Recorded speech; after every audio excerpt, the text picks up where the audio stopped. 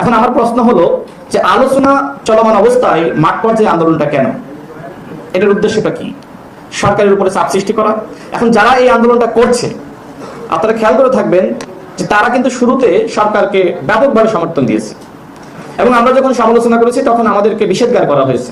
তাহলে তারা এখন কেন বলছে যমুনা ঘেরাও করা হবে, প্রধান উপদেষ্টার বাসভবন ঘেরাও করা হবে, এই উপদেষ্টাদের নানান ধরনের হুমকি ধামকি দেওয়া হচ্ছে, সে তারা দিচ্ছে। মানে তাদের যখন ডিসি নিয়োগ হয়ে গেছে, সরকারের সুযোগ সুবিধা ভোগ করেছে, তখন আর আন্দোলন না। মানে এখন যখন পিয়ার হচ্ছে না তখন পিয়ার নিয়ে তারা আন্দোলন করছে। তো আন্দোলন করতেই পারে, সেটি নিয়ে সমালোচনা থাকবে, কিন্তু আমার কথা হলো আলোচনাটা শেষ হোক।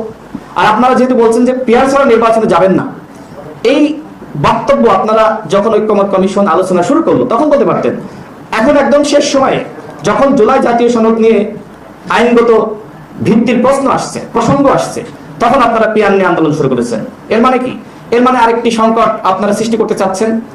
বাংলাদেশে যদি আরেকটি ১/১১ সৃষ্টি হয়, তাহলে যারা এখন আলোচনা না করে বরং রাজপথে নেমে দেশকে আনস্টেবল করার চেষ্টা করছে, তারা কিন্তু দায় এড়াতে পারবে না। দেখেন, আমরা অনেকের বক্তব্য শুনি, বিশেষ করে যারা এখন আন্দোলন করছে, তারা বলে যে মার্কা নয়, ব্যক্তি দেখে ভোট দিন। পিয়ারে কি হবে? পিয়ারে তো ব্যক্তি দেখে ভোট দেওয়া যাবে না, মার্কা গুরুত্বপূর্ণ। তাহলে কি হবে? যে ব্যক্তি স্বতন্ত্র নির্বাচন করে এলাকায় কাজ করতে চায়, তার কি হবে? পিয়ারের মাধ্যমে এই স্বতন্ত্র প্রার্থীর কি হবে?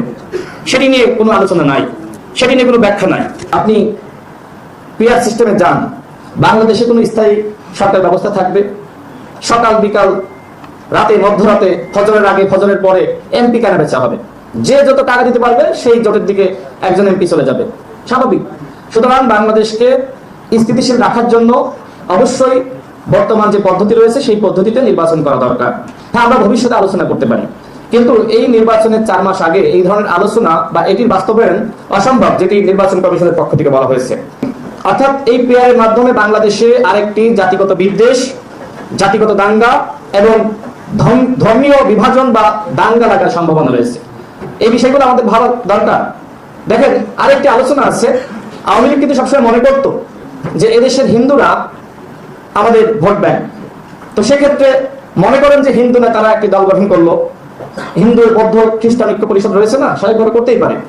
তখন এই আওয়ামী লীগের ভোট কিন্তু সেখানে যাবে, প্লাস গোপালগঞ্জ, মাদারীপুর, ফরিদপুর আওয়ামী অধ্যুষিত এলাকা, এই ভোটগুলো কোথায় যাবে?